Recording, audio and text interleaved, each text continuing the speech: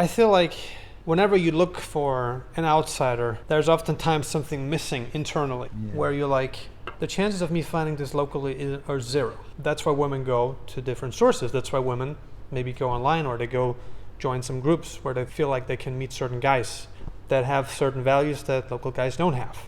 It's usually something that happened to them in the past where they're like, oh, I don't want to be dating a local man anymore. And I've heard this, or I've seen this in Vietnam, Malaysia, Thailand, Philippines, and many places where they're like completely opposed to dating a local man. And women have like their stories, which sometimes are really saddening and heartbreaking. And you pointed out just before, off camera, that life is more dangerous for women than for men, especially if you are dependent on a man. Like you are in a developing country, if you're like an average woman, you're dependent on a man a lot more than if you're like, you know, mid-tier, top tier, whatever. I feel like that's tough, you know, like she gave you everything that she can give you. You know, what's that for a man? I think that's money. And men are kind of scared to lose that, and women are scared to be left alone, you know, and to be abandoned, which happens often. You know, before we were talking about like having a post-pregnancy body. Once the baby's out, a woman's body looks very differently to how it used to look back then. But we also said in like the video we did before that we men will never feel what that's like being in that situation, because for us, you know, there's no transition. There's just the release of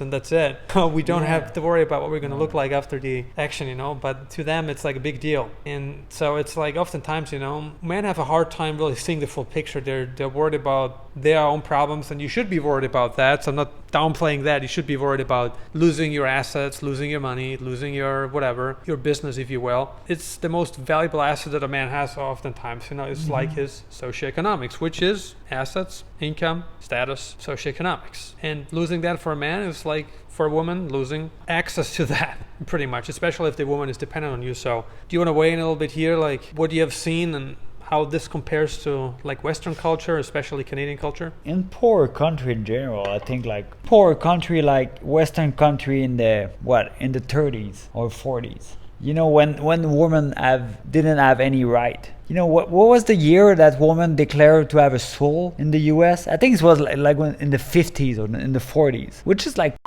crazy when you think about that. If you depend on your partner in life for anything, I think that's wrong. For money, for sex, for fun, for anything, for making you food, you're wrong. You do something really wrong. If you cannot be alone, well, you're wrong. I mean, start to learn to live by yourself and then have somebody to live with you. That's actually a really big point. Yeah. I can just add something here. Like, there are a lot of guys of you watching, and I've seen these comments a lot, especially during the past health crisis where men were just like sitting at home. A lot of them were sitting in their parents' basement. Why? They got kicked out of Asia. They didn't have a way back because the borders closed and they did not allow tourists to come back. Men were desperate, and so many of the men, you know, that were in that situation, they cannot be alone, which is like understandable. I feel like when you exit a cycle and enter a new one, it's like the hardest of transitions when you're like trying to get used to being alone. It's really hard. If you've been in a long relationship with someone and all of a sudden that person is no longer with you, I mean, it's hard, man, because it's like your hand, you know, it's like a toenail or something, you know, what we talked about.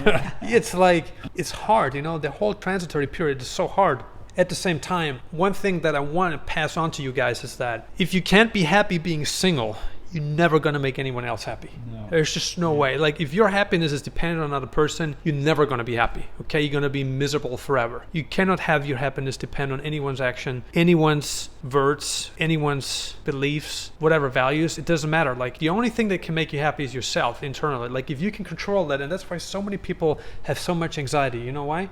They're like depending their happiness. It's like outside sources. Yeah. It's like so external that, okay, I have to get fast food now to be happy. It's just a stupid example, but it's true. Yeah. It releases the dopamine in the brain. It makes people happy. Sugar, salt, fat, the free whites that you shouldn't eat too much anyway, which we've just had before. Yeah. Not every day, but we just had it. It's fun, you know. We sit together, we have some beers, we have chips, we have some fast food. It's fun, actually. Yeah, it's a really nice afternoon. However, if your happiness is predicated on that, having this, guess what? You're always going to need that to be happy.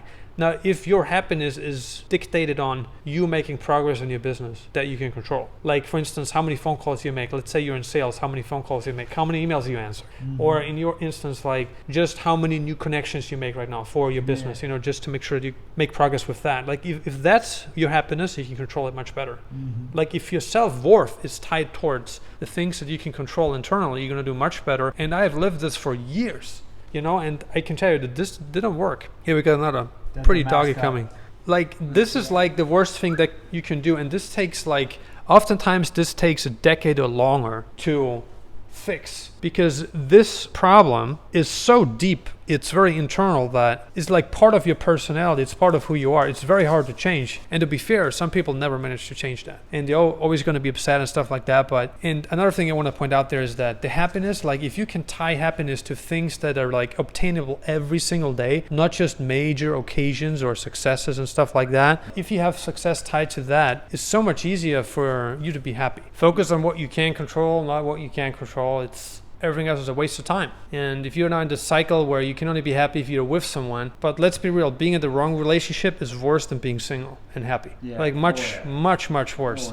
Like if you're happy and single, like it's a lot better than being in the wrong relationship unhappy. 100%. And I have lived both sides, so I can tell you this. Like I'm not making this up. I'm not grabbing this from a book. This is like first-hand experience, that took me years to learn, and pain and tears and money lost and anger and all of that, to learn that, just to be like happier on my own. And before I was in a relationship, I was miserable for a long time, for years. Why? There was no progress. I couldn't like split up because I was too tied. Like everyday stuff was too tied to that, and like it took a big toll on my happiness. So I'm smarter now, but I'm not 34. I'm no longer like 26 or 27.